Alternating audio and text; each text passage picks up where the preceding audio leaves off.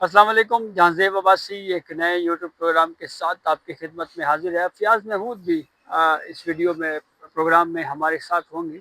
एक बहुत अहम मौजू है जिसके ऊपर आज बात करेंगे और वो मौजू ये है कि इमरान खान और बुशरा बीबी के खिलाफ 190 मिलियन पाउंड केस और बिलखसूस पाकिस्तान तहरीक इंसाफ का वो केस जिसमें यह मौक़िफ़ इख्तियार किया गया कि बुशरा बीबी के केस को तरजीह बुनियादों के ऊपर सुना जाए। ये दोनों केसेस कल समाअत के लिए दोबारा मुकर्रर हो गए हैं। 24 घंटे आइंदा के बहुत अहमियत के हामिल क्यों हैं? आज जब ये केस समाअत के लिए डिलिस्ट हुआ, फिक्स था, उसके ऊपर पाकिस्तान तहरीक इंसाफ ने ये कहा जी कि 17 अप्रैल की तारीख हमें दी गई है। उसका क्या बैकग्राउंड है? केस डिलिस्ट क्यों हुआ?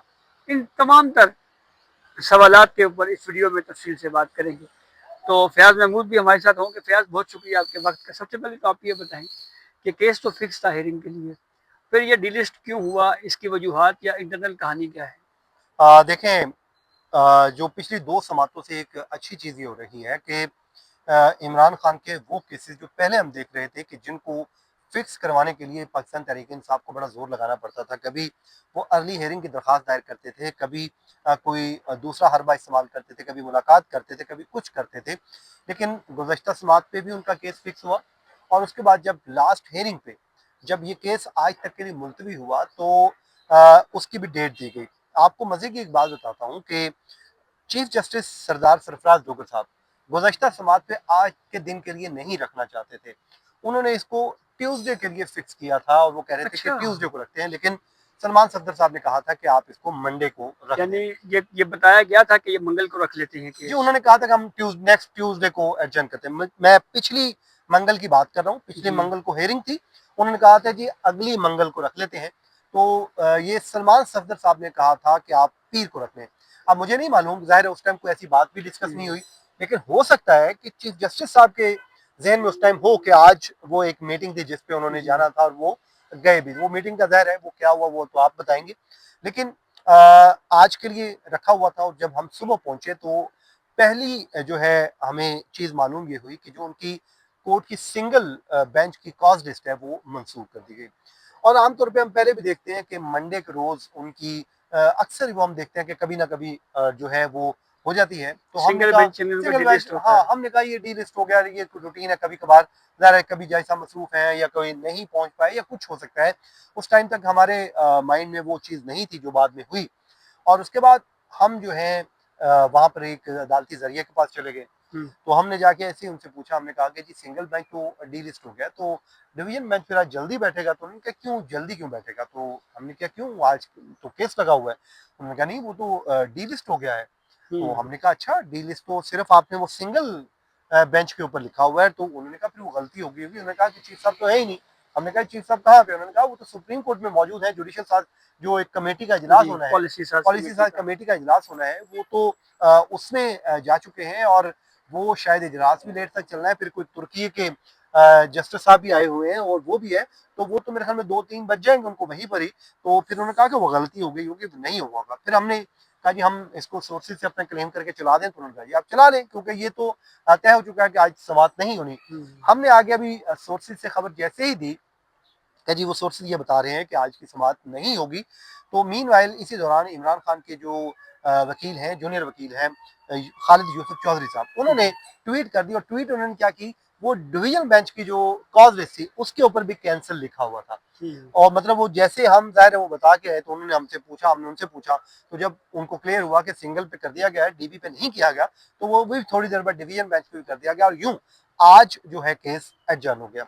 उसके बाद अगली कहानी जो है वो है इस्लामाबाद हाई कोर्ट के बाहर की। जी। तो वो हम जाने से पहले आपसे हम एक चीज जान लेते हैं कि जो आज जुडिशल पॉलिसी सर्च कमेटी का इजलास होना था वो क्या हुआ, कितनी देर हुआ और क्या आज की समात हो सकती थी, नहीं हो सकती थी, वो इजलास कितनी देर चला, वो आप थोड़ी डिटेल आप हमें बता दें। फ़याज़, एक तो मैं ये बताऊँ कि जो तुर्किया की आईनी अदालत के चीफ जस्टिस हैं, उनका सुप्रीम कोर्ट में आके एक याददाश्त के ऊपर दस्तखत करना, ये बहुत पहले से खबर हम दे चुके थे। अच्छा, एक चीज हम ये चीज़ आज वाज़ेह डिस्कस भी थी। हुई, जी, आईनी अदालत के वो सरबराह आए थे तुर्किया से, जी। तो हमारे पास भी एक आईनी अदालत मौजूद है, वो याददाश्त के दस्तखत वहां पे क्यों नहीं हुए? अच्छा, ये भी तनकीद हो रही है, इसका भी बड़ा दिलचस्प बैकग्राउंड है, वो भी मैं आपको बताता हूँ। हम्म, तो एक तो ये खबर पहले ही आ चुकी थी कि तुर्किया की आईनी अदालत के जो चीफ जस्टिस हैं वही जो है वो आएंगे और इस तरह से ये याददाश्त पे दस्तखत होंगे और ये सारा प्रोसेस हो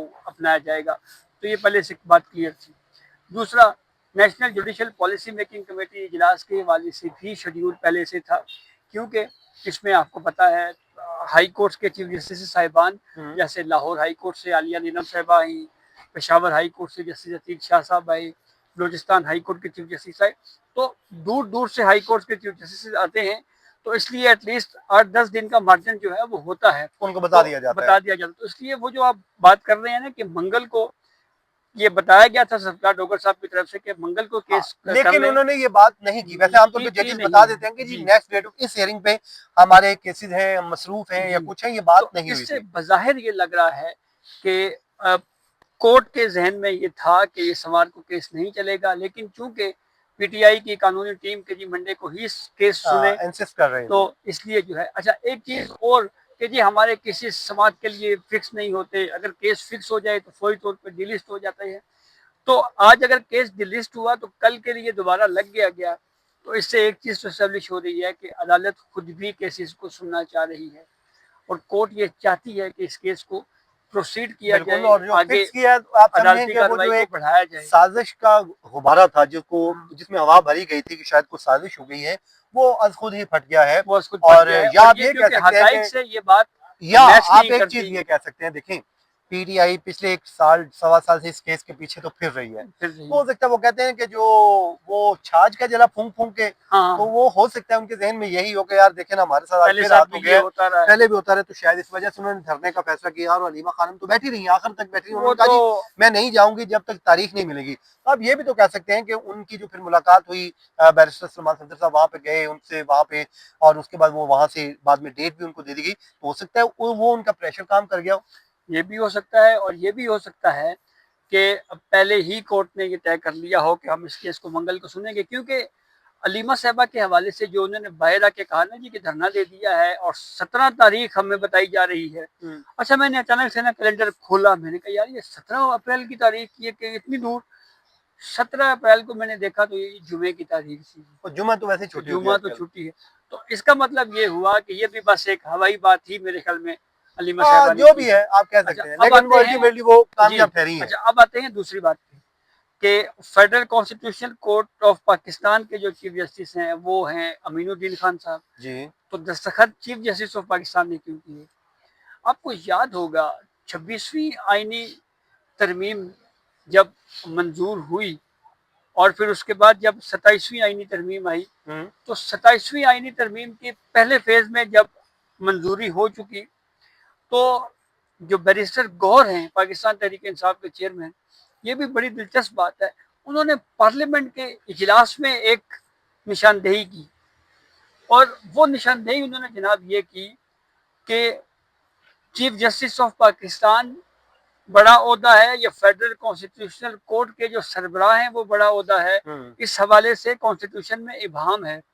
और उन्होंने इस पे एक कदम आगे बढ़ते हुए ये बात भी पार्लियामेंट के फ्लोर पे खड़ी होकर कही थी कि अगर फर्ज करें कल कोई गैर मुल्की शख्सियत या कोई मेहमान जुडिशल साइड पे आता है तो पाकिस्तान में कौन उनको पाकिस्तान के अंदर जो है वो उसकी मेजबानी कौन करेगा, तो ये वो इबाहम है जिस हवाले से कोर्ट को इसको दूर करना पड़ेगा।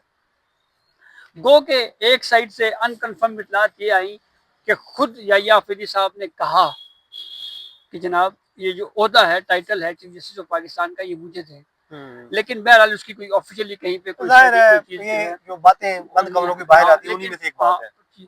तो अब हुआ क्या फयाज, फिर हुआ ये कि जो अमेंडमेंट थी ना 27वीं, उसमें ये बात लिख दी गई कि फेडरल कॉन्स्टिट्यूशनल कोर्ट के चीफ जस्टिस या चीफ जस्टिस ऑफ पाकिस्तान यानी चीफ जस्टिस सुप्रीम कोर्ट, इन दोनों में से जो मोस्ट सीनियर होंगे चीफ जस्टिस ऑफ पाकिस्तान का टाइटल उनको जाएगा। ठीक है, तो फिर तय ये हुआ कि याह्या अफरीदी साहब सीनियर हैं जस्टिस अमीनुद्दीन साहब से, तो चीफ जस्टिस ऑफ पाकिस्तान का टाइटल जो है वो उनको गया। तो इसलिए एक तरह से आप यूँ समझ लें कि ये पाकिस्तान की नुमाइंदगी के तौर के ऊपर जो सबसे बड़ा कॉन्स्टिट्यूशनल ओहदा आइन में जो लिखा हुआ है वो तो जनाब वो ये चीफ जस्टिस साहब में जो मौजूद है, लेकिन अगर हालांकि इख्तियारात की इख्तियारात अगर का बात देखा करें जाए तो ओंधे तो तोते वो नहीं। फेडरल कॉन्स्टिट्यूशनल कोर्ट है। और ये बात आ, वफाकी आईनी अदालत के जजेस जो हैं वो बारहा वो अपने तो फैसलों में बता बरमला चुके कह हैं, चुके हैं, मुलाकातों में कहते हैं कि वड्डे ऐसी हैं। बड़े ऐसी हैं। तो अच्छा, एक चीज मैंने ख्याल देखी है कि ये जो इवेंट सुप्रीम कोर्ट में हुआ इसमें तमाम जजेस शरीक थे। मतलब आप कहें जी कि सुप्रीम कोर्ट में हर जज शरीक था। जस्टिस मुनीब अख्तर हो गए, जस्टिस आयशा मलिक हो गई, बड़ा याद रहने मंसूर अली शाह साहब, तो वो मैंने पिछले दिनों तकरीर की ना, उन्होंने फिर कोई एडीआर के ऊपर तो याद आ गई। तो फिर उसकी इसी तरह से और उधर से बाकी हाई कोर्ट के चीफ जस्टिस थे सारे।